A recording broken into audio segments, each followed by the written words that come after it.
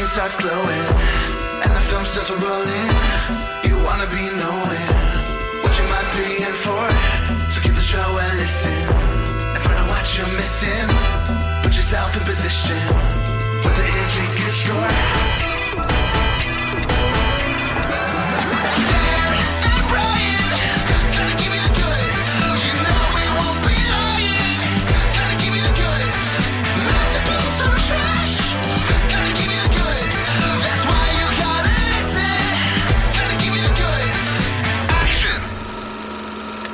Hey everybody, and welcome to The Goods, a film podcast. Dan, are you out there? I am. Howdy. Okay, then Dan and Brian are both accounted for, and we can get down to business here with episode 129 of the podcast. As we always do, we've brought a movie to the table. We've both watched it and we're ready to talk about it. This time, the film in question was The Court Jester from 1956, written, produced, and directed by the duo of Melvin Frank and Norman Panama. So, Dan, what'd you know about this one going in? I realized I actually had seen part of this. I thought I had never seen any of it. I didn't realize this was the Get It, Got It Good movie. My brothers had watched it, or my mom had gotten it out of the library or something when I was a teenager, or maybe a young adult, and I didn't watch the whole thing, but I watched like a few minutes of it. And, but mainly what I knew about it was that it was a movie that you cherish and have spoken very highly of in a few different contexts. So I was excited to check this one out. Knew it was, something of a period or medieval comedy with some touching moments. And I would say, I guess I'm jumping out of the gate here. No, that's a good summary. You know, it's a story of courtly intrigue. It's a comedy, sort of a Robin Hood parody, but it does a lot with like situational irony, what the different characters are aware of at any given moment. So I guess usually we have a little bit of preamble before we dive right into the movie. So Dan, how are you doing? I've been really busy, so I'm a little overwhelmed. But just in life, that is. But hanging in there and enjoying watching movies when I can get the time to do so. What about you, Brian? Well, you got a birthday coming up, right? We're recording here. It's like 8 hours or so before your birthday. That's right. Yeah, that's true. I'm about to hit the big 3-5. What about you, Brian? I have been playing a lot of the new Zelda game, Tears of the Kingdom. That's what I've been up to. I have mapped the sky, I've mapped the ground, and I am about 2/3 of the way to mapping the depths. I've beaten one of the dungeons so far, but it's really been mostly about the side quests. I've got, I think, 14 hearts at the moment. I'm gonna guess that's a lot. Well, rarely do I try to go in 100%, but with this one, I'm trying to see a lot of the world. So, it's been fun. You know, you get a Zelda game every, 7 years, so cherish it when it comes. That's right. Okay, what other business have we got? So I wanted to talk a little bit about my background with this film, because it's been in my life for a long time. So this is a favorite of my mom's. You said it was the Get It, Got It Good movie, and I think that is probably the one thing about it that has, lived beyond the bounds of the movie. People know that line, that exchange, get it, got it good. And if there's anything else, it's the pellet with the poison gag, which we will talk about. But I think my mom first showed this to me when I was 5. And I've been watching it ever since. I will say to any listeners, this plot is too complicated for a 5-year-old to keep track of and know what's going on. Even a 35-year-old had trouble with it from moment to moment. It takes some rewatches. I would say it rewards rewatches. I get a little more out of it each time I watch it. But what I liked when I was a kid, well, I liked the music, and I liked the big fight scene at the end. The big kind of surprise fight scene. It's a story of castle infiltration. storming the walls, kind of like we saw in the Odyssey. That's about all that it has in common with the Odyssey. Actually, that's not true. There's like mistaken identity stuff going on. Yeah, and there's multiple beautiful women vying for the hapless protagonist. Good point, yeah. But my real intro into the medieval genre came a little before I first saw this movie, which is when I got the Fisher-Price Great Adventures Castle playset for Christmas 1994. So one of my earliest memories was one of the best Christmas toys I ever got. And I gotta find some excuse to talk Great Adventures. I guess now is the time. But they were these sturdy action figures. And it was like each little knight had posable arms and a little weapon that was distinct to that knight.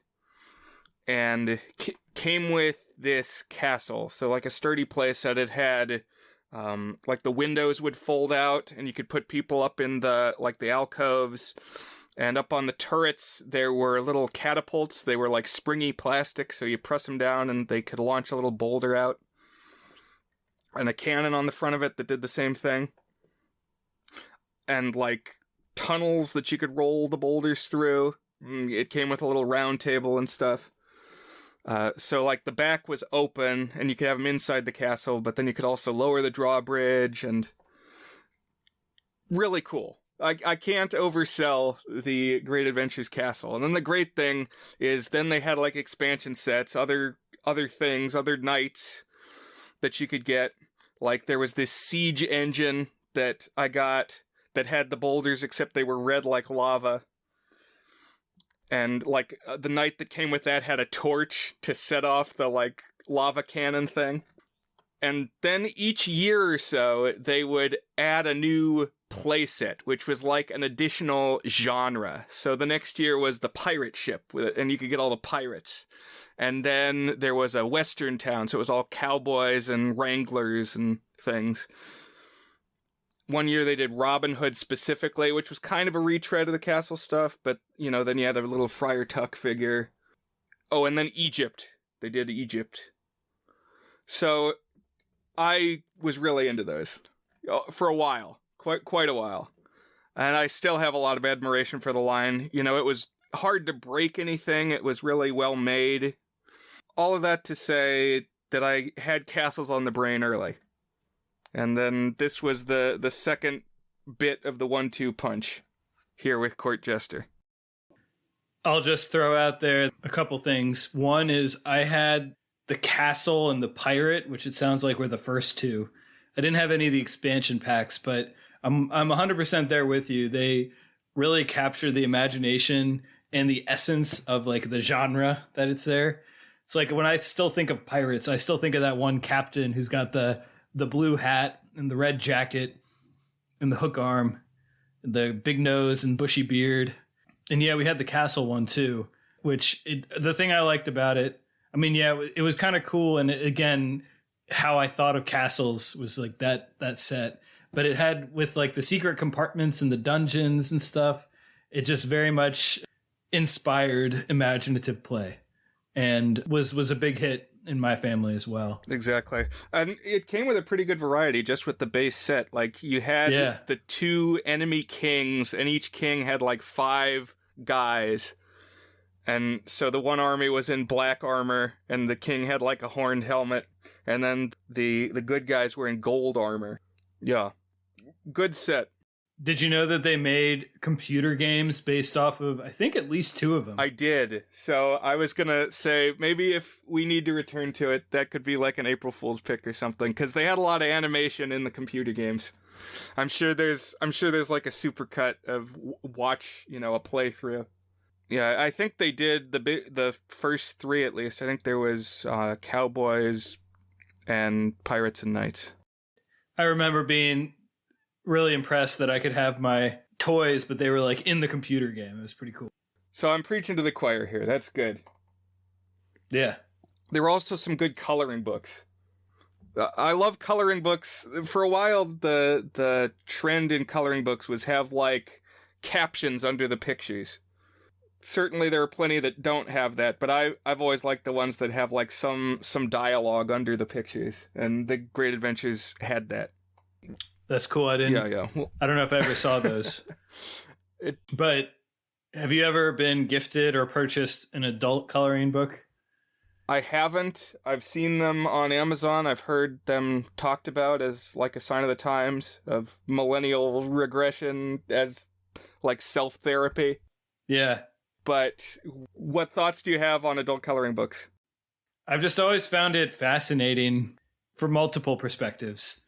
One being, why is this such an appealing thing? Because it really did dominate the Amazon charts for a while. It's like you would go and look, and 15 of the 50 best-selling books on all of Amazon would be these independently published adult coloring books.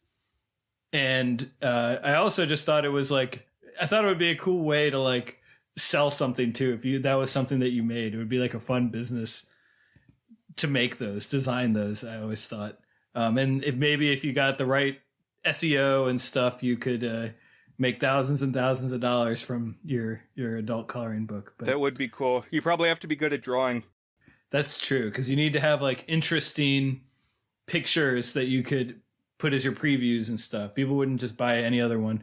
But I think some of them were like kind of novelty themed. Like some of them were just kind of zen and color out. But some of them were like, I'm trying to even think, like, oh, naughty Disney or something like that. Like a Disney parody type stuff. So if you were funny, you could probably pull it off too. Speaking of Amazon book charts, did you see that Tom Hanks wrote a book? I did. I really should read it, given that I've seen all of his movies. Yeah, you gotta really consume the corpus. And his next one comes out this summer. It is Asteroid City, a Wes Anderson movie. The first time. Wow, he's in that? I saw the poster the other day at the Art House Theater, and it was just a wall of names. His didn't jump out at me with all the others. I know, it's pretty crazy how stacked that cast is. I think we said it last time, but Anderson, it's like he draws in people and then they all want to be in the next one, so it just gets bigger and bigger. You know, it's not 100% overlap, but a lot of familiar faces. So are you ready to talk shop with this movie? Sure. Okay. In some ways, this harkens back to probably the most famous Robin Hood adaptation, which was Errol Flynn in The Adventures of Robin Hood, which it says was 1938. So this borrows some of the same touchstones. Yeah, and it's bright Technicolor cinematography. And for some reason, I thought it was black and white. I don't know why I thought it was black and white. I think maybe like the preview picture it has on Letterboxd is black and white. But it's got some really fun, bright colors, which you really see in the costumes, I think. Definitely. Not only does everybody have like a distinctive, super colorful costume all the time, there's a lot of costume changes. Even for the male lead, like scene to scene, he's always wearing something different. And the whole story takes place in like just over a day. So they're changing clothes a lot. And yeah, this is a medieval story. The star is Danny Kaye, who you might recognize from White Christmas or a few other things. And he plays a character named Hubert Hawkins. Although, as the story goes, he's going to assume a couple different aliases. So, Hawkins is a carnival performer, and he works for an outlaw named the Black Fox, who is, for all intents and purposes, Robin Hood. He lives out in the woods, and he has a band of merry men, and they are opposed to the king in power. Just a touch of Zorro, too, I would say. Right. The outfit definitely has Zorro, because he's got a black mask that's kind of like Batman, you know, covers just the eyes and the top of his head. And they live out in the woods. And one thing I'll say here, the first time I ever went to the Renaissance Fair, which was in like freshman year of high school, 2004, I walked in the gate and the very first person that I ran into was the Black Fox. Oh, wow. Like, perfect Black Fox costume. I'm like, oh my god, that's a deep cut. And you knew you had found your people. Yeah, exactly. Shout out to whoever that guy was. But the Black Fox and his band of merry men dedicate themselves to protecting an infant who is in their possession, who's the true heir to the throne. Because apparently, recently, this other group, this usurper king, masterminded a massacre, killed the whole royal family except for this baby who was able to be spirited away, and now the rebels have the baby. And the way that you know this baby is the real king is he has a birthmark on his butt called the purple pimpernel. It's just a purple flower, but it's on the royal rump, and that's how you know. A lot of comedy out of pulling down a baby's britches and in humorous circumstances. Mm-hmm. Also, purple pimpernel is just fun to say. Pretty much everything they find a way to make it fun to say is silly to say in this movie. Right. There's a lot of fast talk and tongue twisters, which is kind of Danny Kaye's shtick, is speak quickly, difficult lyrics quickly. Have you seen any other Danny Kaye movies? So I have up his filmography right now, and I'm glancing through it, and I have not seen White Christmas. Looks like he was in the older Secret Life of Walter Mitty. Right, that was the other one I was going to say is like a big Danny Kaye vehicle, is the first Walter Mitty movie. But I don't think I actually have seen him in anything else. There's also a story about the life of Hans Christian Andersen, where he's the star. The guy who wrote Ugly Duckling and some other fairy tales. But Hawkins is kind of the bard to this group. So his Robin Hood counterpoint would be Alan Adale, the rooster in the Disney animated one. But in the stories, that's Robin Hood's bard. Anyway, so he's there to entertain and perform, and he wants a bigger role than that. He wants to be fighting the good fight, because the band's ultimate goal is to overthrow this usurper king and put the baby on the throne. And Hawkins gets a chance to have this bigger role when, like, their outlaw camp gets discovered and they have to relocate. And so the Fox says, all right, he's got a Maid Marian stand-in whose name is Jean. She actually has a pretty high-ranking position in the troops. They call her captain, so, she's the one giving orders to all the underlings. And she goes with Hawkins to transport the baby across the countryside, and they put on disguises and they hide the baby in a wagon, and they're off on this mission. So something that has struck me in recent years, since I did my big retrospective in 2013 and, wrote blog posts about my top 100 favorite movies, I was thinking, well, first off, of those 100, how many had female protagonists? And it was like 3 or 4. It was The Wizard of Oz, Labyrinth, which in some ways is a remake of Wizard of Oz, and it was Bedknobs and Broomsticks. But what I came back to was, I think this one, Court Jester, might be like the most feminist film on the whole roster, at least in the sense of having powerful female characters. Like, Jean is the one who consistently knows what's going on. Everybody else is confused, everybody else is bumbling. Jean knows what she's after and is able to consistently pursue it to a successful end. Completely agree. She's an excellent character. She's she gets to be kind of funny and sexy and pretty, but also like very proactive. And then she takes care of business where other people kind of oaf around. And she's always clever too, and she can like play different roles. Right. And she's played by Glynis Johns, who you might recognize as the mom in Mary Poppins. Oh, I thought I recognized her. She's pretty eye-poppingly beautiful in this. Mm-hmm. And they flatter her with some excellent gowns. Right. So she gets a lot of costume changes too. A lot of different colors, and many of them. Well, I'll stop. This is about to get seedy. There's some décolletage. About to get horny on Maine here. Got to be careful. Shout out to Sean, one of our listeners, who called me out one time for being horny on Maine.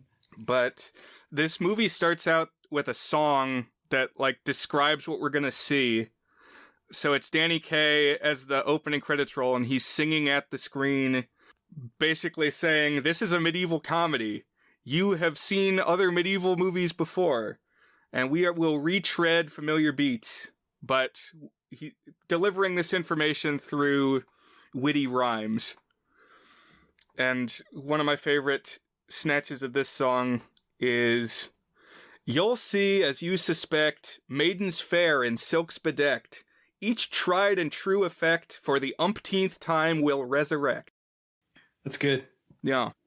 So this is kind of a musical. I mean, it's got songs throughout. Other than that opening song, it's all more or less diegetic. I mean, Hawkins's character is that he's a bard, so presumably he's really singing. Rarely do others break out into song. Yeah, I suppose if your character is a bard, you can basically handwave anything as diegetic. Oh, he broke out into song because that's what he does. He's a bard. Right. There was a few times when it was kind of blurry on that line, but yeah. I would call it a musical for sure. There's not all that many numbers. It's probably like 5-ish or so. But yeah. Mm-hmm.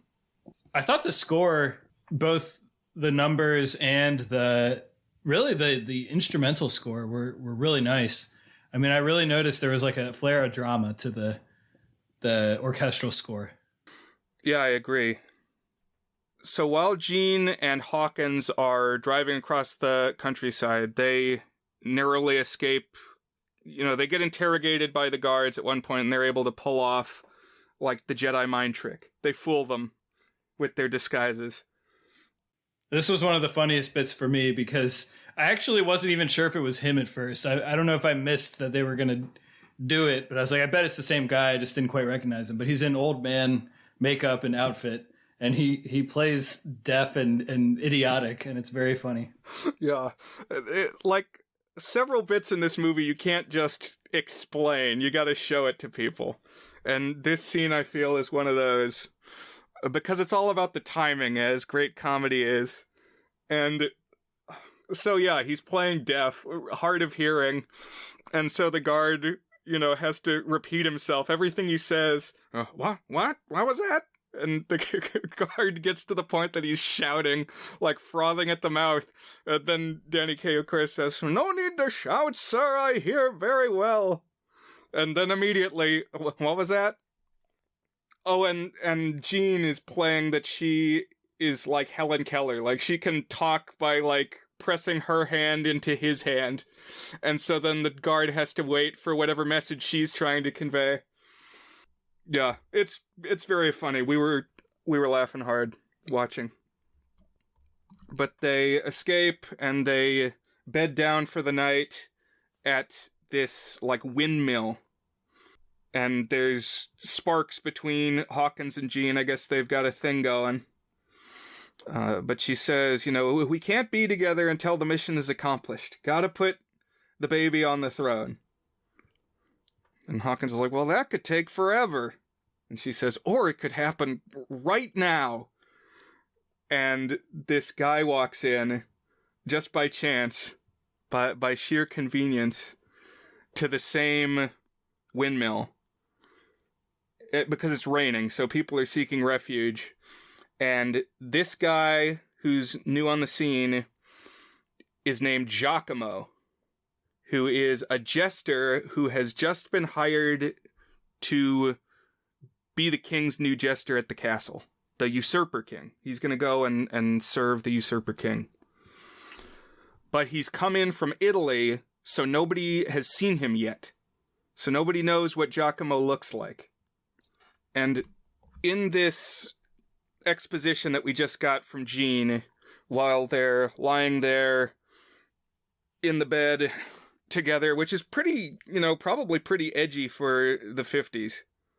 Like, I don't think you could have this on TV. Yeah, and they got some steam, some real good chemistry between them. I always believe in their romance. Mm-hmm. But she's laying out her plan for, if we ever happen to find a way to get intimate access to the king, here's what we would do. And so inside the castle walls, somewhere, there's a key that will open a secret passage, which will let people get into the castle. And she knows that this key is in there, but they don't have access to it. Though they do have a contact inside the walls, but he's like a lowly servant who's on the rebel side. And so the mission she lays out is, a jester would have access to the king, would be, around him and the other important figures of the court. And so he would be able to make contact with the guy on our side who's already in there. And between the two of them, they could get this key, open the door, and then the Black Fox and his men can storm the castle. And so while Hawkins is basically still processing all of this, she sneaks up with a table leg or something and clonks Giacomo over the head. And then says, "Okay, Hawkins, you're Giacomo now." And Hawkins is going to be very put upon by many people for the whole rest of the movie. Lots of people have a lot of responsibilities. They've got a lot riding on Hawkins and who they think he is. That's right.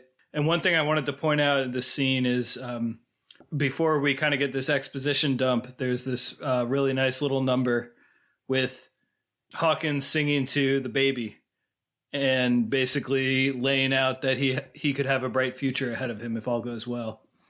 And you shouted this out as one of your favorite movie musical numbers when we did that top 5 a while ago. That's right, I did. And yeah, I think it's a good song to sing to a baby. Like, if I have the opportunity, I will probably sing this song to a baby. Well, this baby is going to be a king. And what's the saying? A cat may look at a king. It's like, for this moment, the commoner is the caretaker of royalty, but someday the king is going to have these big experiences and treasures and lands to his name, but the most meaningful thing may be the memories that they share. So it is a nice moment and well orchestrated, as you mentioned. Another shout out, the guy who plays Giacomo, the real one, who's in the movie for like a minute, is John Carradine. And did you recognize John Carradine at all? He looked familiar, but I couldn't place what I knew him from. So he's kind of a character actor from back in this period. He's in the 10 Commandments, which would have been this same year. He plays Moses' brother Aaron. And he also played in several of the later Universal monster movies. So he played Dracula a couple times after it wasn't Bela Lugosi anymore. And he's got a really distinctive voice. Oh, I think I recognize him as he's the lanky fella from Stagecoach. Okay. Oh, interesting. Is he the Confederate guy? Okay. The guy who's like a gentleman, but actually he's the asshole. Right. He's got kind of the classic little mustache and a fancy hat. Yeah. Right. That's his whole thing, is like a little narrow face and a little narrow mustache. And a deep voice. He's like always very urbane. But now he's out of the picture. Now Hawkins essentially is Giacomo, and I'll probably just call him Giacomo. And he heads off to the castle with his wagon, Giacomo's wagon, to make his appearance at court as the new jester. And what I love about this movie, I think the best thing that is accomplished in this film is the way it layers the irony. We know what each individual character wants, and they're all individually pursuing their goals, but they don't know everything else that's going on. Only we, the viewers, see what all the characters are doing. Right. It's kind of like how I think of the classic concept of a farce, but not quite so much in the way of like this person saw that and thought they were really that, but just the way that you need to keep track of what every single person thinks to like really fully appreciate the kind of layered, nested, dramatic irony that we have there. Right. And from the moment that Giacomo walks in the door, these misunderstandings start piling up. And one of my favorite songs, in the sense that it accomplishes the most and just has a lot of layers to it, is the one that he sings when he's arriving at the castle, which is, "My heart knows a lovely song." Because that's what he's supposed to do, that whistle. He's been told that that's how the contact inside the walls will recognize him. And so he's wheeling through the courtyard of the castle in his wagon, and he's looking for his compadre, who he has never seen before. So it could be anybody. It's going to be whoever responds to this whistle. He says, "Giacomo is my nom de plume. I whistle and hum, but I hum to whom? To whom do I hum? To whom?" So he's going around and he's looking for the guy. Right. And one thing I want to point out is that we've already talked about a lot of plot, but we're something like 15 minutes into the movie at this point. It's very dense, not just with wordplay, but things happening. And so there was like a thing that I had looked at my phone at and that got referenced. And I was like, what is happening here? And I had to rewind because it was all of literally 30 seconds that a whole scene with meaningful plot development happens. So it's a very spry comedy. It's really fast.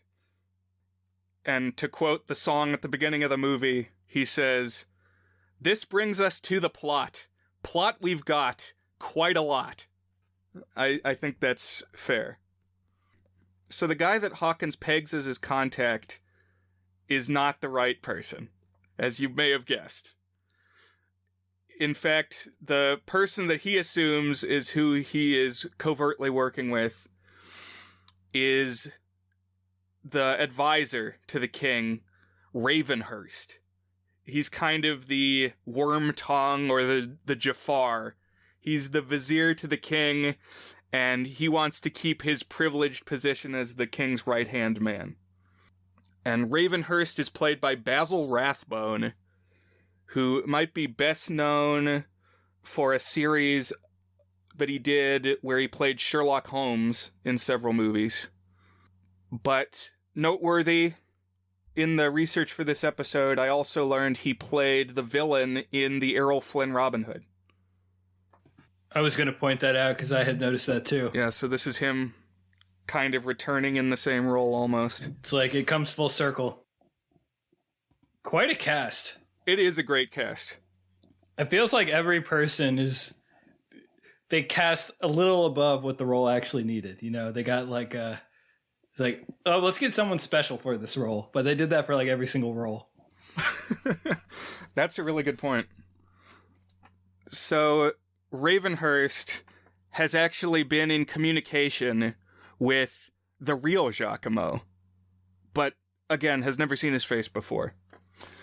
But he arranged the hiring of Giacomo because he knows that the real Giacomo is a trained assassin in addition to being an entertainer.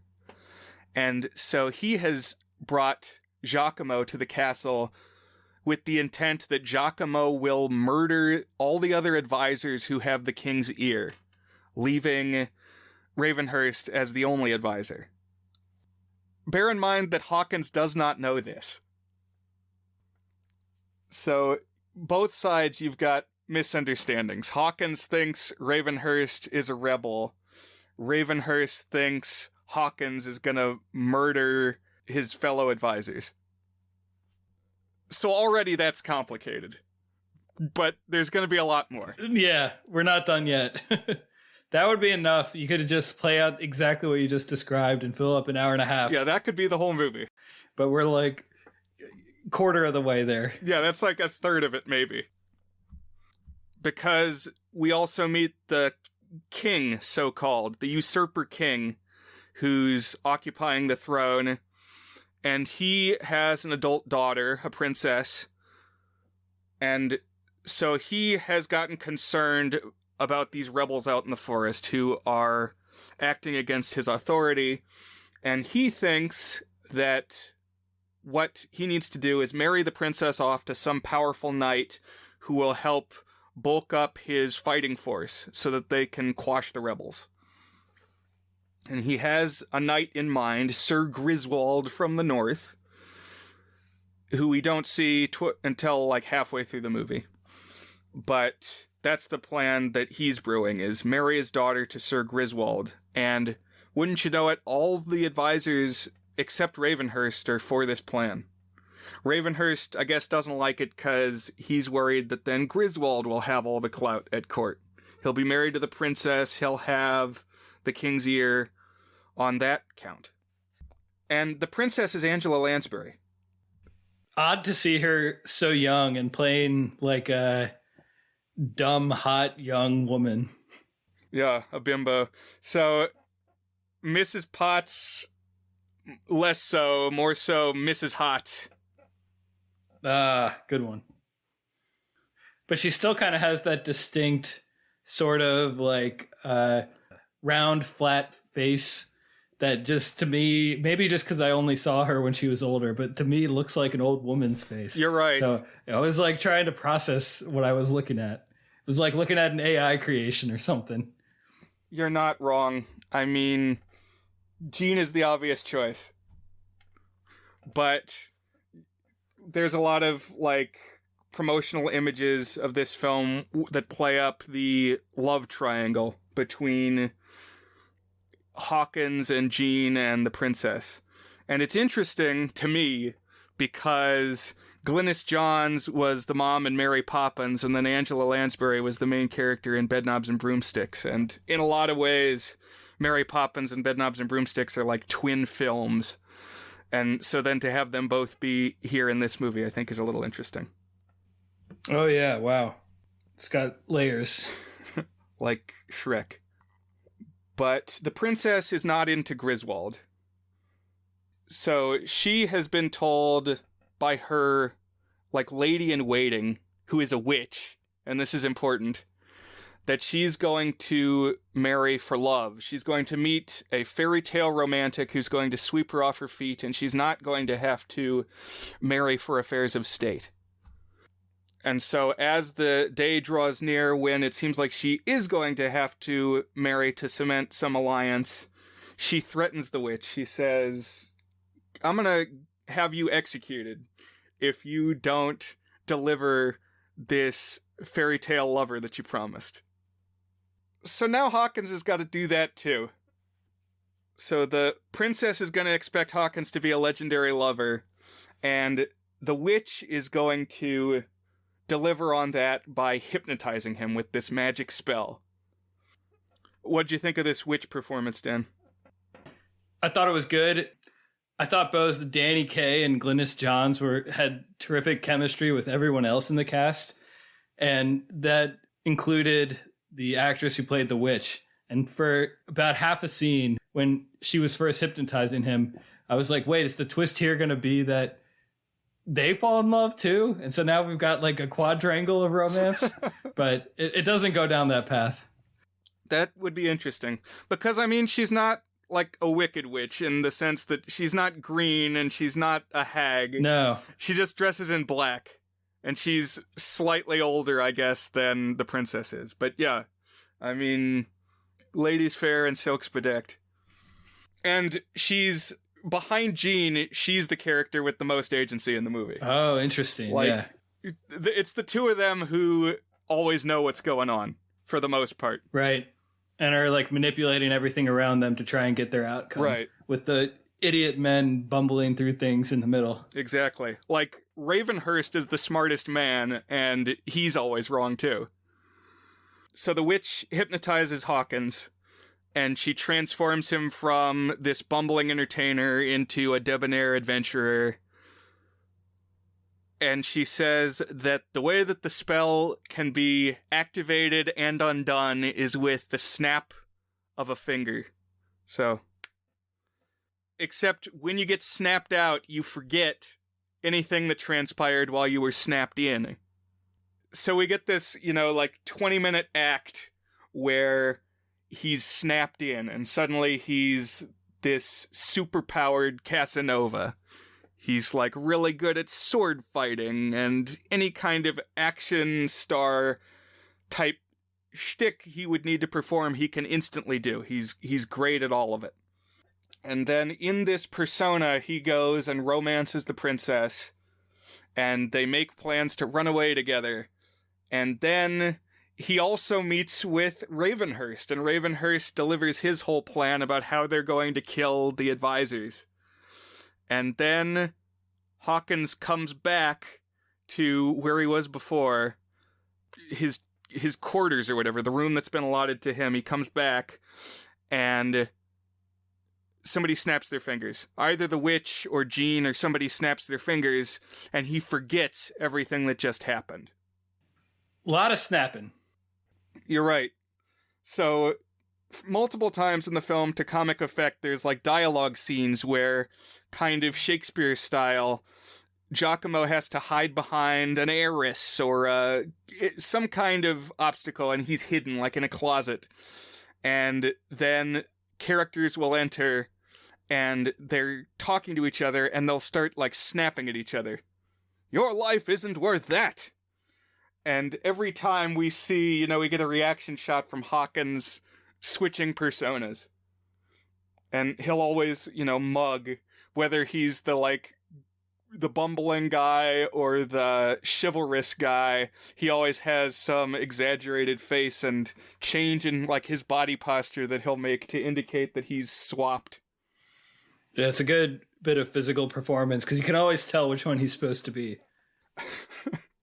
But now he's back in his room, and suddenly he doesn't remember that he just made plans to run away with the princess or plans to murder 3 guys. And he's back to thinking, okay, what I have to do is basically work with my contact and get this key. One thing I didn't quite understand is, why was the baby around? What was that, just coincidental? They were rescuing the baby? I don't think the baby had to be there for the siege itself. And it was very implausible that this baby would just be chilling out for a day, not making too much of a distraction. Yeah, it would be very dangerous. But the reason that the baby is there is because Jean had the baby.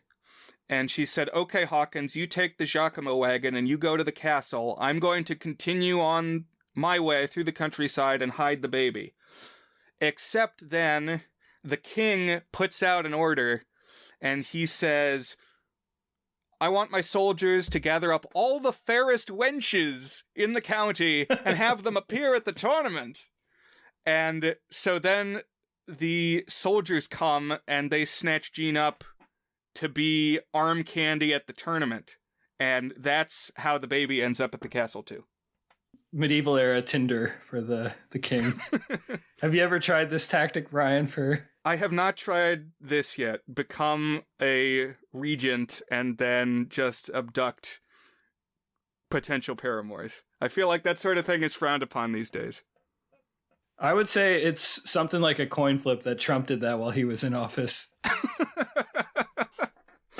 Wenches! Ah, yes, wenches. That's an exchange. Most beautiful. Just kiss. So now Jean is there, and it's good that Jean is there because, as we've said, she's the one who knows how to get things done. And, pretty soon, she's got the key. But there are additional steps that need to happen before they can finish their plan. But it's hard to explain. You really got to see the movie, not even just once, but a couple times. But the reaction when she's there at the castle and all of this stuff has transpired to Hawkins, and he is just perpetually confused because he never knows up from down at a given moment now that everybody has got all these different demands on him. So, like, where everybody comes together is they have this big feast, and the jester gets brought out to perform because that's his job, is sing songs for the king at mealtime. But, I mean, there's so much. There's so much going on. He's got the baby in a basket because Jean had the baby and then she got, like, shuffled off somewhere. Like, she had to go sit beside the king. And then Hawkins has got the basket and he's trying to figure out what to do with it.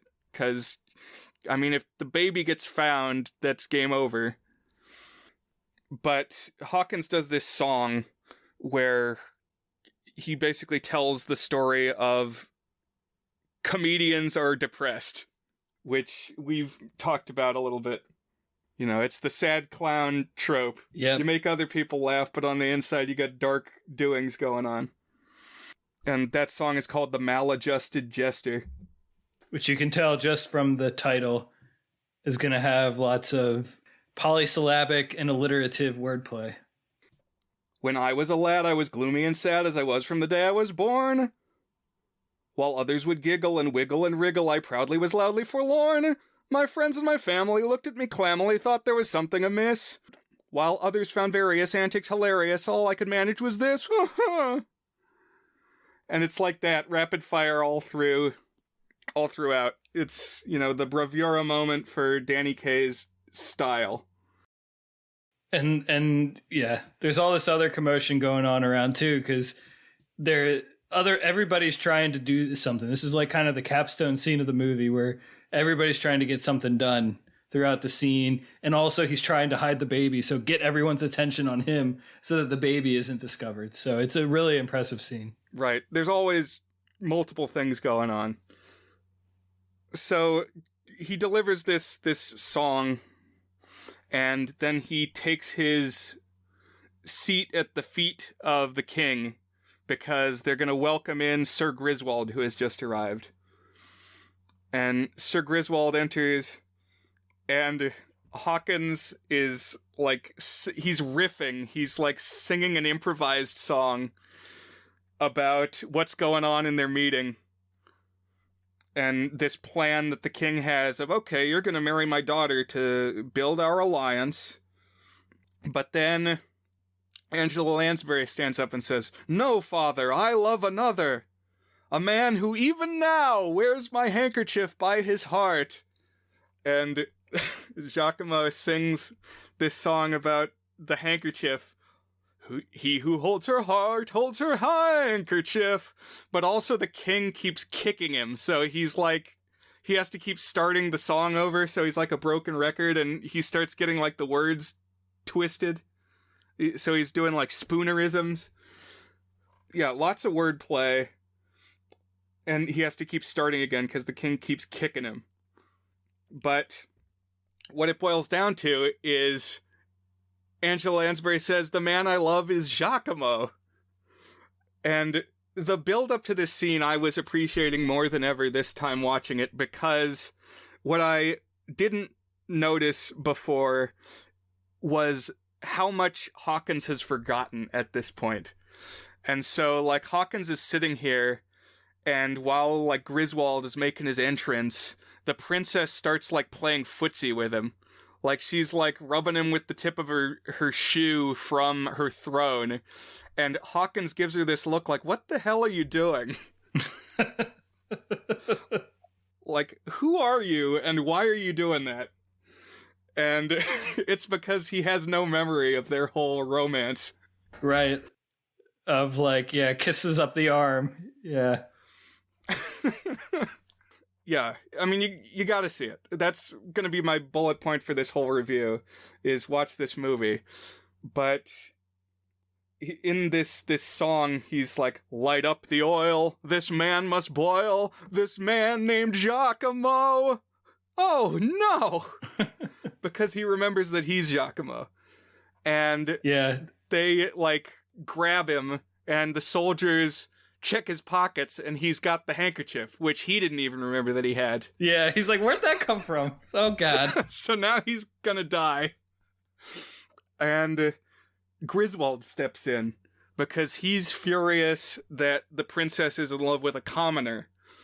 And he says, "If you were a knight, I would slay you in mortal combat." So this is another little wrinkle in the development. And the king decides that's a good idea. He says, because if you could challenge Hawkins and kill him in a noble duel, then by our rules, apparently, you would get to marry the princess. You know, it's like Robin Hood rules. Win the tournament, get the hand of the fair lady. And she, I guess, won't have any say, because that's how it works in this day and age. But, so, Griswold says, okay, that sounds good, but he's not a knight. So how am I gonna battle him in the rules of chivalry? And the king decides that they are going to rapid fire rush Hawkins through the stages of becoming a knight. And this is one of my favorite gags. So there's like quests that you have to fulfill to become a knight, and training exercises you have to complete. And all of these stages like virtually complete themselves around Hawkins. I know, it's so big. So they're going to rush him through the stages of becoming a knight. And the things he has to do are like, the candidate must scale a stone wall in full armor. And barely does he have time to even put the armor on before guys like hoist him over the wall. They pick him up and throw him over the wall. And then he's got to like wrestle a wild boar, and they basically hand him a piglet.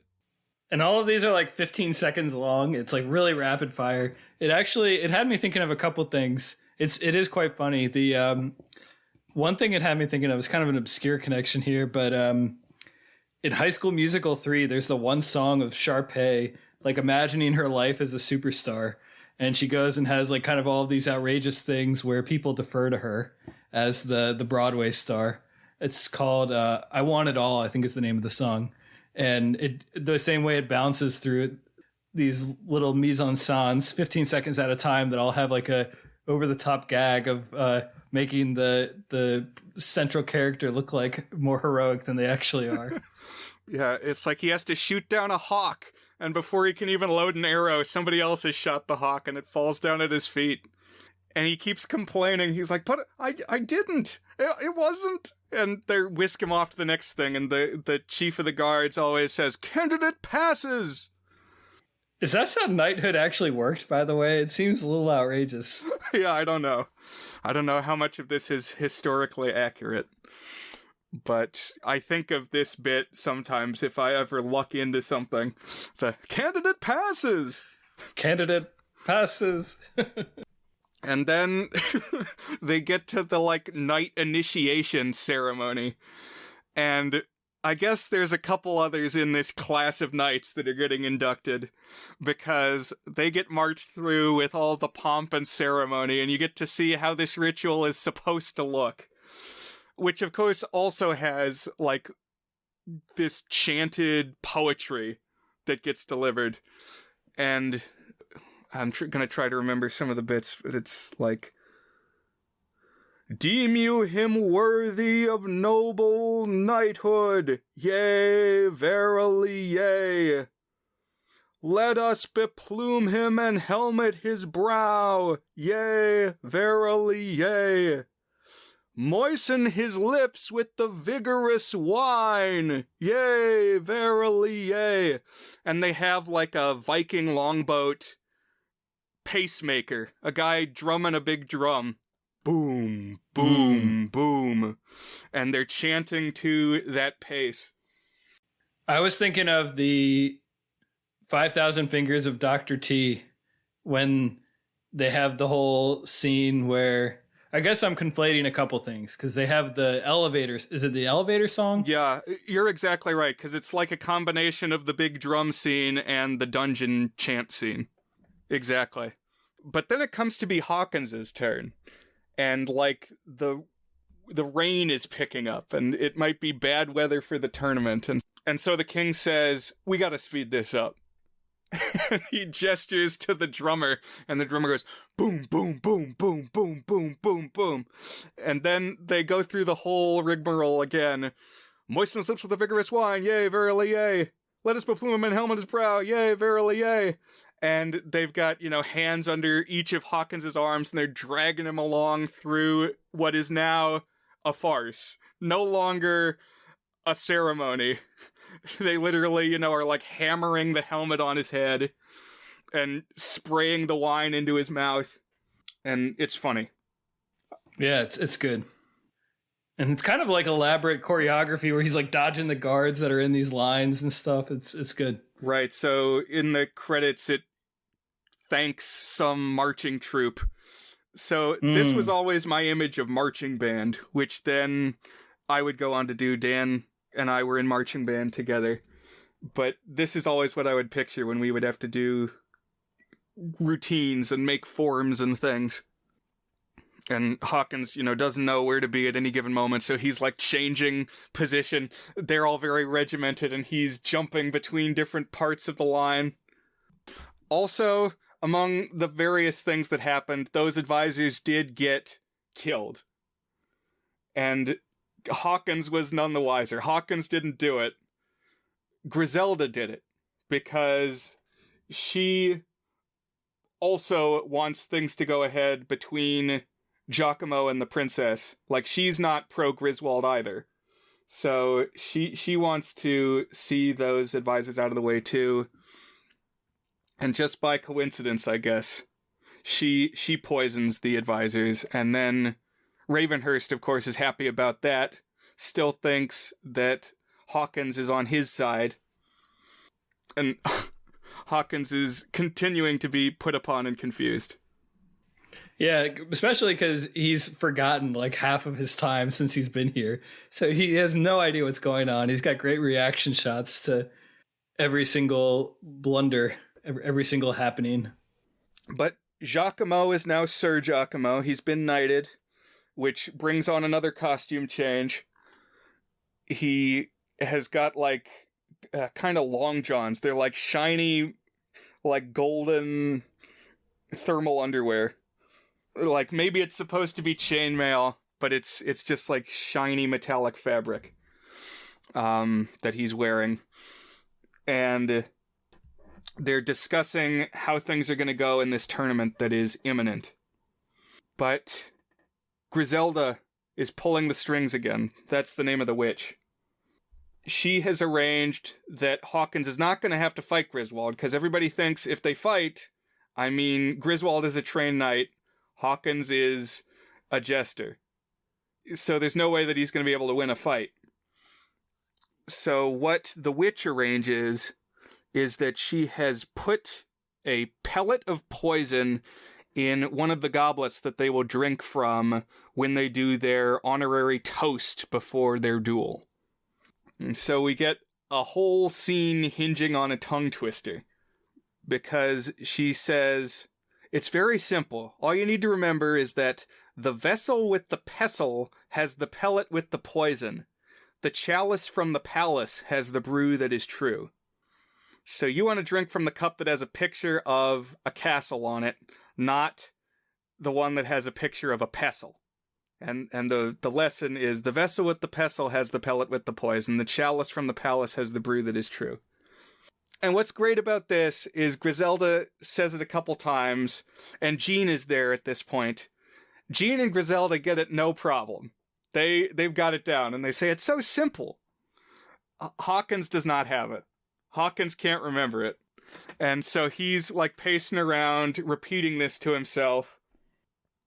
And then it changes. Griselda comes to him and says, actually, they broke the chalice from the palace. Now it's the flagon with the dragon. And the rhyme changes. Just remember that. And so he's pacing around, but when Griselda gave this update, somebody who works for Griswold heard it, and then goes to tell Griswold. And of course, his manservant can repeat it perfectly, but Griswold can't remember. So then they're marching towards mortal combat, both Hawkins and Griswold, and they're chanting, trying to remember this tongue twister, and just saying, the plizzle with the fazzle, with the pagan in the chisley, and, nonsense. They can't get it.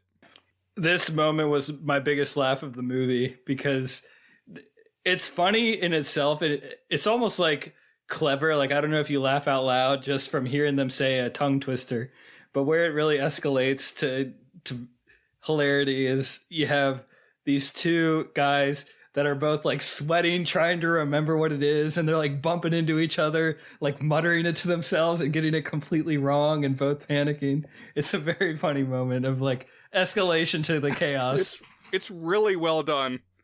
Yeah, because another element of this, which is very silly, but adds to the timing of it, is that Hawkins has put on his suit of armor now, which before he put it on got struck by lightning, and so he is now Magnet Man. And so anything metal sticks to him. And so as they're pacing around the arena, Griswold keeps getting like suctioned, magnetized to Hawkins and having to pull himself away, which of course like interrupts their trains of thought, and then they have to try to tackle the tongue twister again. But they're so like consumed trying to deal with this tongue twister that they can't even decide what cup to pick, and they're like wrestling over the cups. And the king says, "Enough of this foolishness, no toast." And they have to fight. And because of this like magnetic Deus Ex Machina, Hawkins manages to win the fight. Griswold's mace like sticks to his shield and he's able to prevail. It's a little silly, but it's fun the way that everything just kind of builds on each other. So it doesn't feel too cheesy just because it's in the spirit of utter nonsense happening everywhere. That's true. Hawkins/Giacomo has carried the day. He sends Griswold away. And so now, the princess thinks she's found her fairy tale lover. Ravenhurst assumes that he has, for the most part, won the day, except then he learns from his underling, like his go-between with the real Giacomo, that this guy who works for Ravenhurst has actually seen the real Giacomo before. And he says, this is not him. This is not Giacomo. So then Ravenhurst has a meeting of the minds of his guys, and he's like, well, then who is it? And the determination that he makes, which is actually a pretty good deduction, he says this must be the Black Fox. That's who it's got to be. To be able to do all that he's done, he's got to be the Robin Hood guy. And so, in an attempt to stay in the king's good graces, Ravenhurst basically outs Hawkins as the fox. So, one or two other things before we get to the big climax that are important to know. You may find yourself wondering, well, if Ravenhurst wasn't the contact inside the castle, who was the contact? And the answer is it was this low totem pole guy named Fergus the Ostler. And an ostler is somebody who, takes care of the horses. Fergus is a good name. Sounds like a name that'd be in Recess or something. Yeah, Fergus the Ostler. That's very fun to say. And Fergus is always kind of on the periphery, kind of trying to correct Hawkins's mistake, but always being dismissed because he's like a nobody, even though he's important to the plot. This guy also made me laugh because he would be like trying to explain some fatal flaw, some fatal misunderstanding, and he would just be brushed away like, no, shut up, dude. I got this. We're good. And go away. And the way that his arc ends is he gets tortured to death off screen, and there's like a half sentence mentioned that this happened. Oh man, I even missed that. Wow. That's brutal. Fergus got tortured? It's something up for, yes. But before he did, he had time to send a pigeon outside the walls because Jean, of course, Jean, who gets everything done, managed to get the key to Fergus, and Fergus sends the key outside the walls on a pigeon before he gets tortured to death. And so this key has made its way outside the castle walls to the Black Fox, and the Black Fox has opened the secret door. But the secret passageway has collapsed, and the opening is not big enough for a typically sized adult man. It's no bigger than a child. Something we haven't introduced yet is that the first musical number in the film proper is Hawkins performing for the Merry Man at the beginning. And he has this team of carnival acrobats who he's worked with, who are all people of diminutive stature. So the credits call them midgets. They may have different types of dwarfism, but they're all very small.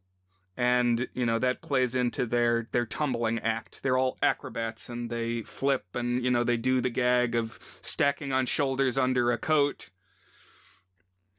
But these are guys that Hawkins knows, and at the start, the Black Fox turns them away. Too many mouths to feed. But now he thinks, this is a small passageway. Yeah, I like how they're not the butt of the jokes. They're very competent. They're always, it's never like they're bumbling around because they're dumb little midgets. You know, they're more impressive than many of the other people around them. Right, they're also very capable. And so what it all builds to is that at the moment that Ravenhurst says, Sir Giacomo is not who he claims to be. He is really the Black Fox. All the midgets descend from the ceiling because they've like climbed the parapets inside the castle, having come up through this secret tunnel, and they just start attacking everybody. Suddenly it goes from 0 to 60 immediately, and everybody is engaged in a battle. Everybody's fighting everybody. Jean is able to get the baby away, and all the midgets are battling. But then also Jean opens the drawbridge, which lets in the fox and all the standard size rebel fighters. I really like this sequence. I've always really liked it. And part of what the tumblers do is they make like a staircase out of their bodies, and they start passing along all the defeated soldiers up this human staircase and then throwing them over the wall of the castle using this little rinky-dink catapult that's up there. Yeah, it's like they make a conveyor belt with their feet. It's kind of funny to watch. And these catapults, I would think of real catapults as being like bigger than this and needing a little more to work, but what I always thought was cool is that these little tiny catapults that they load the guys into and flip them over the wall are like identical to what the catapults look like on the Great Adventures Castle. Oh, great connection. So it's there you synergy. Go. Yeah. And Hawkins dons his swashbuckler persona one more time. The witch, comes around a corner and snaps her fingers so that he can have this big sword fight with Ravenhurst. And it ends with him backing Ravenhurst into a corner, and he falls onto this human conveyor belt and ends up over the wall too. I was definitely thinking of Zorro when he was doing his sword fighting there, his swashbuckling. Oh, totally. There's a funny bit where he slices a candle and it looks like he didn't cut it, and then he, blows, and it's like the anime slides apart humorously a moment later. I will say, when I was 5, by this point I was confused whether or not Hawkins was actually the Black Fox. I was like, okay, because the first song that he sings, he's wearing the Black Fox's outfit, and he's singing about being the Black Fox. And then at the end of the song, the real Black Fox shows up, and he's like, "Get out of my clothes, Hawkins!" Right. But yeah, that confused me a little bit at first, but too. But then it comes back around, and Ravenhurst is like, "He's the Black Fox." And Hawkins even says, "Yes, I am. I am the Black Fox." So when I was a kindergartner and had learned to, trust what you're told, I'm like, well, okay. Well, is he? And the verdict is no, he isn't. But, I mean, he accomplishes more than the real Black Fox ever did. Yeah. That's what I kind of liked about the revelation, the false revelation that he was the Black Fox, is that he, but really more so Gene, actually did like what you would expect the heroic guy to do. So they sort of were, in some ways, the equivalent of the Black Fox. Right. Kind of the moral of the whole story is, like, don't underestimate people. Right. Like, people can do more than you give them credit for. And the tide threatens to turn when Griswold storms back to the castle with his men, having heard about the uprising, and he's there ostensibly to serve the king. So, he says, "Stand down." But then Hawkins brings the baby out and shows the Pimpernel to Griswold. Flashes the baby butt. Right. And Griswold bows to the real king, the baby. And this gives the usurper no choice but to bow down too. And I actually have a couple thoughts about this ending. Which, I mean, it's a good ending, and it works well, and it kind of ties things together really well, because at the beginning, Hawkins was kind of embarrassed to be showing the baby butt. He's like, why am I the one who has to do this? But then it's like the big final piece of the keystone is show the baby, and the army stands down. The glorious reveal is pulling down a baby's diaper. Right. But, okay, two things. One is, I mean, Griswold, there's no guarantee that he would bow down. He's got this alliance with Roderick, I guess is the name of the guy who's been claiming to be king. Like, you don't know that he's gonna bow down. I think the reason that one works is because we've already seen that he is very married to the concept of you must do things the honorable way and the proper way, because of the thing where he wouldn't kill Humphrey. What's his name? Hawkins. He wouldn't kill Hawkins unless he was a knight. Right. Yeah, he's very principled, and he's not a scoundrel. He's like a decent guy. But then also, Roderick gets to just step down, just say, "Oh yeah, my bad." He murdered the whole royal family. Yeah, that I was thinking too. It's like, okay, arrest this guy. Yeah. He should be tossed into the catapult too. It's not like he should be an advisor now. Yeah, something needs to be done about this guy. He can't just fade into the background. But Hawkins puts the baby on the throne, and he's together with Gene, and for the only moment in the movie, everybody joins in on the song, and they all do like a little reprise of the prologue song, which is called "Life Could Not Better Be." That's their happy ending. And so that's the Court Jester from 1956, as best we can sum it up. There's so many things going on, and all done pretty well, I think. Like, nothing is super extraneous except arguably maybe some of the songs. But overall, I mean, I like the music. What are some thoughts in your head, Dan? I was really impressed with the screenplay and really just the plotting within the screenplay, the way that it kind of constructed all these threads and had them fairly elegantly tied together and resolve and kind of build to this wacky climax of a bunch of small people flying in and becoming a human conveyor belt and launching the bad guys off a castle wall. It kind of felt like it thematically fit, even though much of the story was just this very backstab and misunderstanding heavy story with all these layers to it. I thought it was a good balance and a very clever film. I agree with all of that. There's a lot of layers, but it stays relatively graceful. It's like a nimble film. It's an act, you know, an acrobat act that they keep a lot of plates spinning all at once, and you marvel that they pulled it all off. And I definitely want to watch it again, because now that I kind of have a better understanding of the story itself, I feel like it'll be even more satisfying to see it kind of all unfold and piece together, especially with some of the foreshadowing and stuff we get in there. Yes, I would say it definitely rewards rewatches. And actually, I was watching it this week for the first time in a while and thinking, I've only got this on DVD. Like, it didn't look very good on my big screen.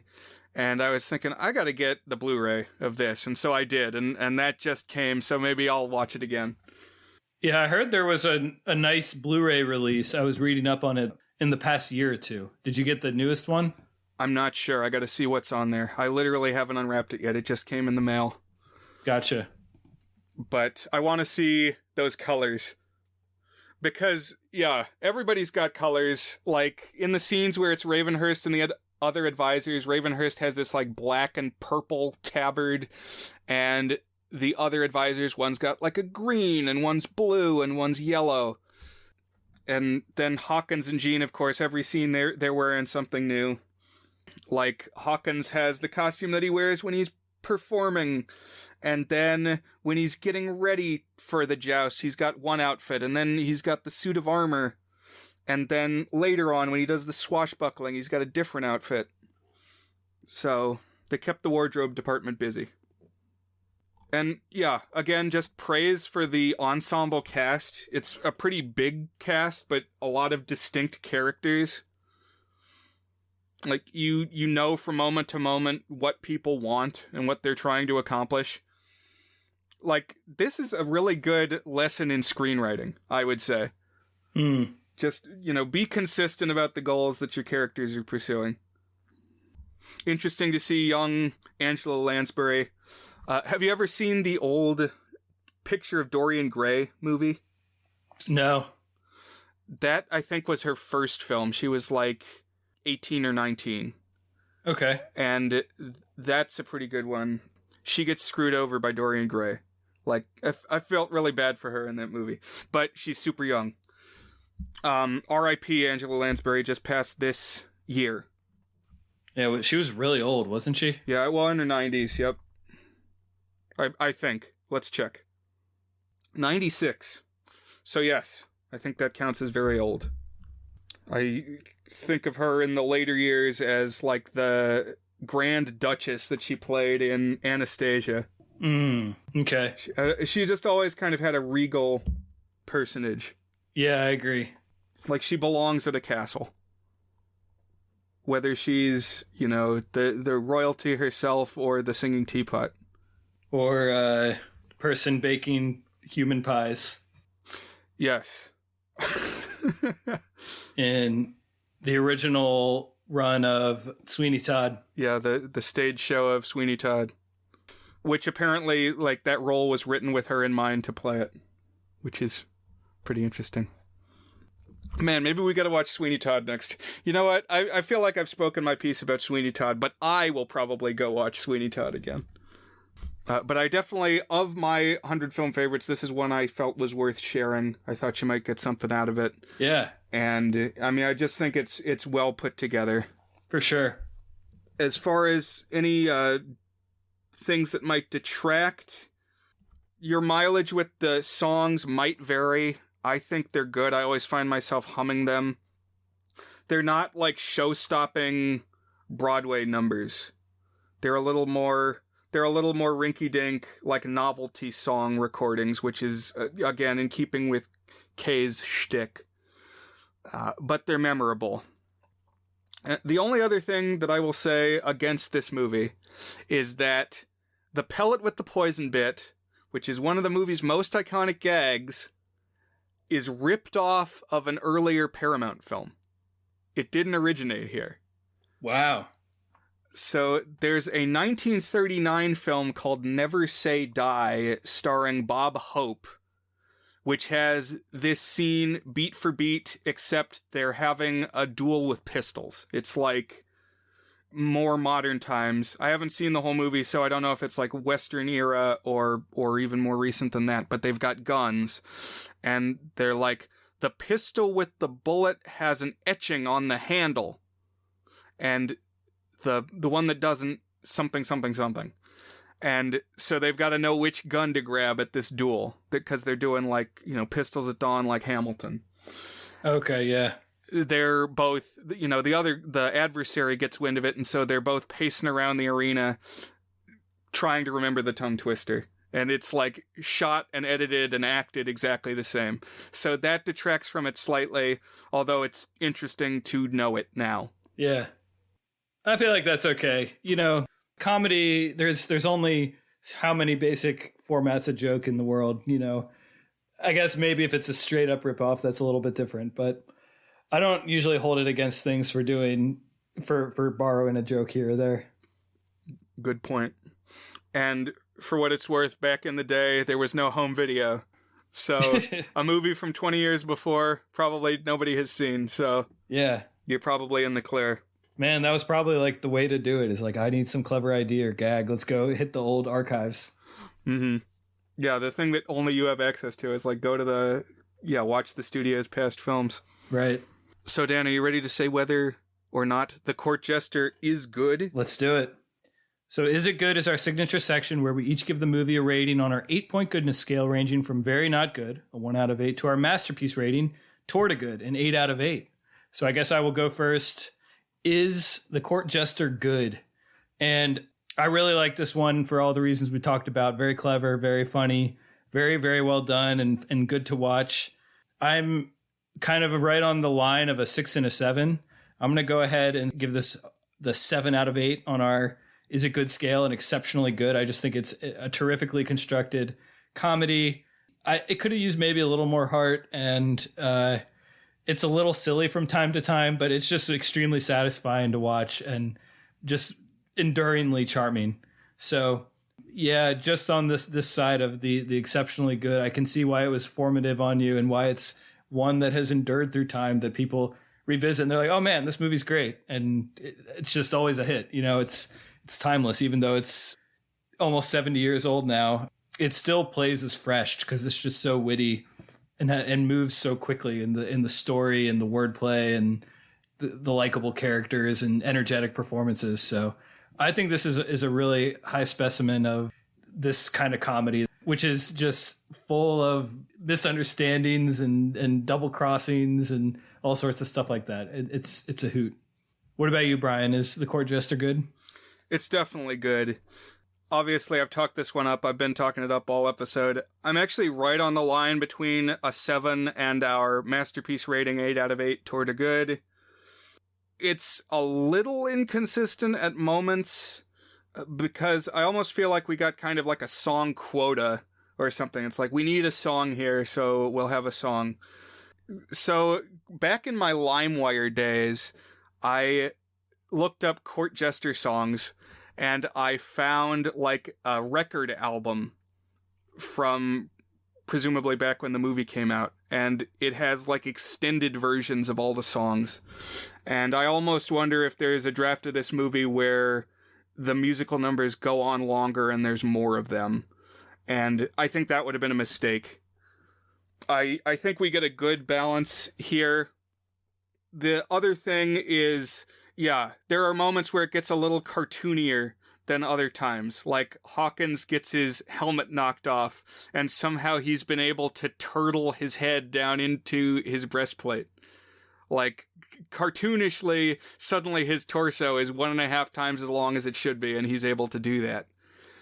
So that was very Looney Tunes, and like, whereas a lot of the humor is super highbrow, intricate, layered misunderstanding, courtly in the sense of royal courtroom drama. And sometimes those things don't always mesh 100%, but overall, I think I will edge just into the masterpiece territory. 8 out of 8, because the characters are so strong, especially Gene. Gene gets shit done, But overall, I mean, Ravenhurst is entertaining because he's always a step ahead of almost everybody until he's suddenly not. And seeing Hawkins bumble through everything, what he's aware of at any given moment, it's always clever. Just really masterful use of dramatic irony. And that's the Court Jester. There you go. So I'm glad I could share it. Yeah, thank you for doing so. It was a fun one. So Dan, birthday boy, here almost as we record, what have you planned next for our show? So it's kind of funny. My birthday is tomorrow as of the recording of this. Obviously, people won't hear this until a bit after my birthday, but I have a birthday party scheduled a couple weeks after my birthday. So I actually rented out a theater, and I'm going to talk a little bit about that in upcoming episodes. I'm going to screen a movie, and then we're going to talk about it, Brian. But that's it. The way that it will work out is that is actually 3 weeks from this week. So what we're going to do is we'll do another me episode that's not officially my birthday episode, but I'm going to kind of continue the birthday trend and choose one that is meaningful to me in a certain way. Then we're going to do one of your episodes, and then we'll do my full-on birthday episode, where I got a couple things planned. So what I'm going to choose for my part 2 of 3 birthday episode, because remember, last time I picked one, it was kind of somewhat birthday themed as well. This one, I'll kind of talk about why I have feelings towards this film, and that is the Danny Boyle film, Train Spotting. So have you ever seen Train Spotting, Brian? No. Was this a potential entry in our train month, or how prominent are trains? So not very prominent. It's now been like a decade or more, absolutely more than a decade since I've seen it, because it was in college, and I can no longer just call that a decade ago at this point. But yeah, I saw it, I think, in 2007, so it's been a while. But trains, to my memory, are not very prominent in this. So yeah, I kind of want to see what you think of this film, and then we can kind of talk through why I picked it. Yeah, I'm curious. I mean, I've definitely heard the title, but that's all I've heard. So, all right, I'm ready to spot some trains, or lack thereof. Yeah. I'm trying to remember what the origin of the title is. It could be that trains are there, but to be honest, they're not the central thing, and they're not like the moments that I think of when I think of this movie. So I guess it'll be a surprise for me too, just how involved trains are. But with that, Brian, I guess I will talk to you. Actually, I'm going to talk to you before next week, because you're going to hang out with me on my birthday. But I will talk to you on the pod next week, Brian. And we will talk to you, listeners. Thank you for joining us as always here on The Goods. Tune in next time. Bye.